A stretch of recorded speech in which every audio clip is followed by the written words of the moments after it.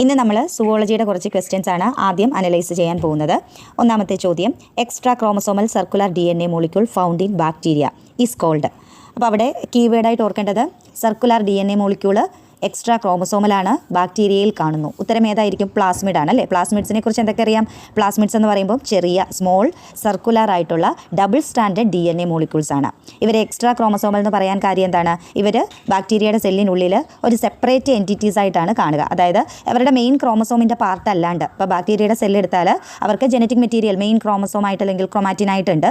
അതിൻ്റെ കൂടെ സൈറ്റോപ്ലാസത്തിൽ ചെറിയ ചെറിയ സർക്കുലർ ആയിട്ടുള്ള ഡബിൾ സ്റ്റാൻഡേർഡ് DNA മോളിക്യൂൾസ് കാണും. അതാണ് പ്ലാസ്മിഡ്സ് എന്ന് പറയുന്നത്. പ്ലാസ്മിഡ്സിൻ്റെ മറ്റൊരു പോയിന്റ് എന്താണ്? They can replicate themselves independently. അവർക്ക് ഇൻഡിപെൻഡൻ്റ് ആയിട്ട് റെപ്ലിക്കേറ്റ് ചെയ്യാനായിട്ട് പറ്റും. അപ്പോൾ അത്രയും കാര്യങ്ങൾ പ്ലാസ്മിഡ്സിനെ കുറിച്ച് ഓർക്കണം. Small circular double standard DNA molecule found in bacteria. പിന്നെ ഇവർ എക്സ്ട്രാ ക്രോമസോമൽ DNA ആണ്. ഇൻഡിപെൻഡൻറ്റ് റെപ്ലിക്കേഷന് ഇവർക്ക് സാധ്യമാണ്. പിന്നെ ബയോടെക്നോളജിയിലൊക്കെ നമ്മൾ പറയാറുണ്ട് പ്ലാസ്മിഡ്സ് വെക്ടേഴ്സ് ആയിട്ട് യൂസ് ചെയ്യാറുണ്ട് അല്ലേ. ജനറ്റിക് കമ്പോണൻസ് ഒക്കെ ഒരു ഓർഗാനിസത്തിൽ നിന്ന് മറ്റൊരു ഓർഗാനിസത്തിലോട്ടൊക്കെ ട്രാൻസ്ഫർ ചെയ്യുന്ന വെക്ടേഴ്സ് ആയിട്ട് നമ്മൾ റീകോമ്പിനൻറ്റ് DNA ടെക്നോളജിയിലും ജനറ്റിക് എഞ്ചിനീയറിംഗിലും ഒക്കെ ഉപയോഗിക്കാറുണ്ട്. അപ്പോൾ അത്രയും കാര്യങ്ങൾ പ്ലാസ്മിഡിനെ കുറിച്ച് ഓർത്ത് വെച്ചേക്കുക. പിന്നെ അതിൽ ബാക്കി ഓപ്ഷൻസ് നോക്കുകയാണെങ്കിൽ കോസ്മിഡ് എന്നൊരു ഓപ്ഷൻ ഉണ്ട് കേട്ടോ. കോസ്മിഡ് എന്ന് പറയുമ്പോൾ എന്താണ്? അതൊരു ഹൈബ്രിഡ് വെക്ടറാണ്. ഹൈബ്രിഡ് വെക്ടർ അല്ലെങ്കിൽ ഹൈബ്രിഡ് പ്ലാസ്മിഡ് എന്ന് വേണമെങ്കിൽ പറയാം. ക്ലോണിങ് വെക്ടേഴ്സ് ആയിട്ട് ഉപയോഗിക്കുന്ന വലിയ ജനറ്റിക് മെറ്റീരിയൽസ് ഒക്കെ ട്രാൻസ്ഫർ ചെയ്യേണ്ട സമയത്ത് നമ്മൾ ഉപയോഗിക്കുന്ന ക്ലോണിങ് വെക്ടേഴ്സ് ആണ് കോസ്മിഡ് എന്ന് പറയുന്നത്. അപ്പോൾ പ്ലാസ്മിഡ് എന്ന് പറഞ്ഞാലും കോസ്മിഡ് എന്ന് പറഞ്ഞാലും രണ്ടുപേരും ക്ലോണിങ് വെക്ടേഴ്സ് ആണ്. പക്ഷേ രണ്ട് തമ്മിൽ വ്യത്യാസമുണ്ട്.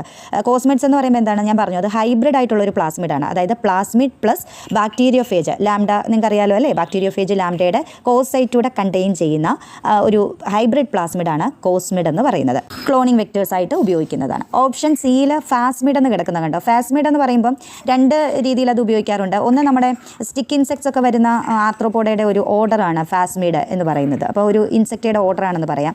അതല്ലെങ്കിൽ നമ്മൾ ഈ നെമറ്റോഡ്സിൻ്റെ ഒക്കെ ഒരു സെൻസറി സ്ട്രക്ചറിലും ഫാസ്മിഡ് പറയുന്നുണ്ട്. അപ്പോൾ ഇതുമായിട്ട് ബയോടെക്നോളജിയുമായിട്ട് ബന്ധമില്ലാത്തൊരു ടേമാണ്. പിന്നെ പ്രോബ് എന്ന് പറയുമ്പോൾ അറിയാലോ, സിംഗിൾ സ്റ്റാൻഡേർഡ് ആയിട്ടുള്ള DNA അല്ലെങ്കിൽ RNA എന്തിനു വേണ്ടിയിട്ട്? ഇപ്പോൾ നമ്മളൊരു കോംപ്ലിമെൻ്ററി സീക്വൻസിൻ്റെ പ്രസൻസ് കണ്ടെത്താനായിട്ട് ഉപയോഗിക്കുന്ന, അപ്പോൾ ഒരു ലാർജർ സാമ്പിളിൽ നിന്നും നമ്മുടെ കോംപ്ലിമെൻ്ററി സീക്വൻസ് കണ്ടെത്താനായിട്ട് ഉപയോഗിക്കുന്ന സിംഗിൾ സ്റ്റാൻഡേർഡ് DNA അല്ലെങ്കിൽ RNA നമ്മൾ പ്രോബ് എന്ന് പറയുന്നത്. ബയോടെക്നോളജിയുമായിട്ടൊക്കെ റിലേറ്റ് ചെയ്തിട്ടുള്ള ടേമാണ്. ഓക്കെ, ആ 4 ഓപ്ഷനും കിട്ടിക്കാണുമല്ലോ അല്ലേ. ഇനിയും രണ്ടാമത്തെ ചോദ്യം നോക്കിക്കേ. Vertebral column of human body is made up of എത്ര വെർട്ടിബ്രേ വെച്ചിട്ടാണ് വെർട്ടിബ്രൽ കോളം ഉണ്ടാക്കിയിരിക്കുന്നത്? അപ്പോൾ വെർട്ടിബ്രൽ കോളം എന്ന് പറയുമ്പോഴത്തേക്കിനും നമ്മുടെ സ്പൈൻ അല്ലെങ്കിൽ ബാക്ക് ബോൺ എന്ന് നമ്മൾ സിമ്പിളായിട്ട് പറയുന്നതാണ് വെർട്ടിബ്രൽ കോളം അല്ലേ. 26 ബോൺസ് ഉള്ള അല്ലേ flexible vertebral column consist of 26 bones എന്നാണ് നമ്മൾ പറയുക. അതിനെ നമ്മൾ വെർട്ടിബ്രേ എന്ന് പറയും അല്ലേ. 5 റീജിയൻസ് ഉണ്ട് നമ്മുടെ വെർട്ടിബ്രൽ കോളത്തിന്. സെർവിക്കൽ, തൊറാസിക്, ല്യൂംബാർ, സേക്രൽ, കൊക്സീജിയൽ അല്ലേ. നിങ്ങളതൊക്കെ പഠിച്ചിട്ടുണ്ടായിരിക്കും. ഇവിടുത്തെ ഓപ്ഷനിൽ 26 കാണുന്നില്ല, പക്ഷേ 33 കിടപ്പുണ്ട് അല്ലേ. 33 എന്ന് പറയുന്നത് വെർട്ടിബ്രൽ കോളത്തിലെ ബോൺസിൻ്റെ എണ്ണമാണ്. എപ്പോഴത്തെ? At the time of birth. ജനിക്കുന്ന ഒരു കുഞ്ഞിൻ്റെ വെർട്ടിബ്രൽ കോളത്തിൽ നോക്കിക്കഴിഞ്ഞാൽ 33 വെർട്ടിബ്രേസ് ഉണ്ടാകും.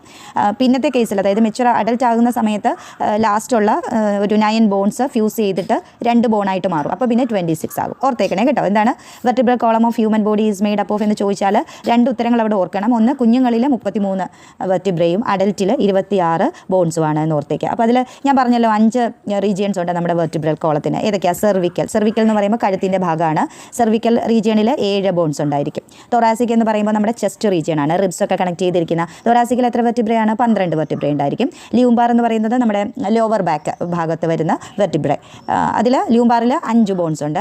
അടുത്ത 4ാമത്തെ പാർട്ട് എന്ന് പറയുന്നത് സേക്രലാണ്. സേക്രലിൽ 5 ബോൺസ് ഉണ്ട്. ഈ 5 ബോൺസ് പിന്നെ ഫ്യൂസ് ചെയ്തിട്ടാണ് സേക്രമായിട്ട് മാറുക. സേക്രം എന്ന് പറയുമ്പോൾ നമ്മൾ അഡൽട്ട് വെർട്ടിബ്രൽ കോളം നോക്കുമ്പോഴത്തേക്കിനും ടെയിൽ ബോണിന് തൊട്ട് മുന്നേ ആയിട്ടുള്ള ഒരു ട്രയാങ്കുലർ ബോണില്ലേ, നമ്മുടെ സ്പൈനിൻ്റെ തൊട്ട് താഴെയുള്ള ട്രയാങ്കുലർ ബോൺ, അതാണ് സേക്രം എന്ന് പറയുന്നത്. അറ്റ് ദ ടൈം ഓഫ് ബർത്തിൽ ഇവിടെ എത്ര ബോൺസ് ഉണ്ടാകും? 5 ബോൺസ് ഉണ്ടായിരിക്കും. അപ്പോൾ സേക്രലിൽ 5 ബോൺസ്.